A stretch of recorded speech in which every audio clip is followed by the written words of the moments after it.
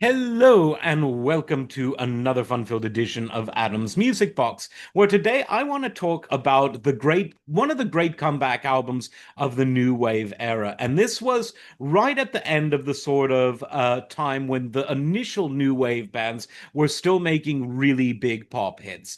The year was 1989. The album was Cosmic Thing by the B-52s. Now, I call it a comeback album because this was the first album that was released following the death of Ricky Wilson, one of the co-founders of the band. And the band had ridden its ups and downs, and most people thought that they were a spent force.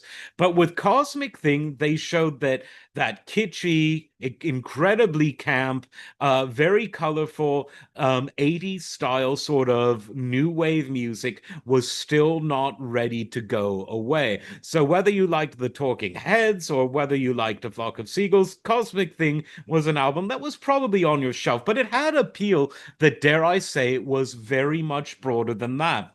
Because it was an album of just really well written songs. It happened to be arranged in the new wave format, but like I said, the test of a great song is one that could survive on its merits no matter which genre in which it is arranged. I think I got the grammar right there.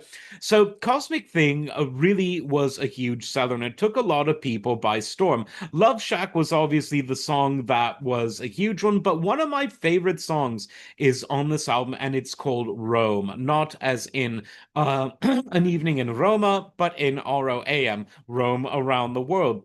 It's just a really, really well written song, perfectly arranged, wonderfully produced, and it's the kind of song that was probably a bit too optimistic for the 90s, too new wavy for the earlier mid 70s.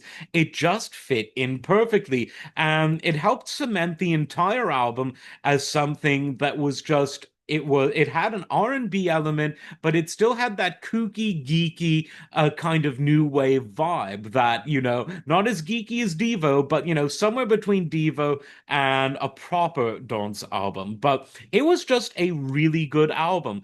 And so I would say whether you're fans of the band and their earlier, more new wavy with the geekiness emphasized stuff, or whether you just want a good album with good songs, check out Cosmic Thing. And if you've forgotten about it, remind yourself of it because it was a lot better than you think. In fact, it was a really good album.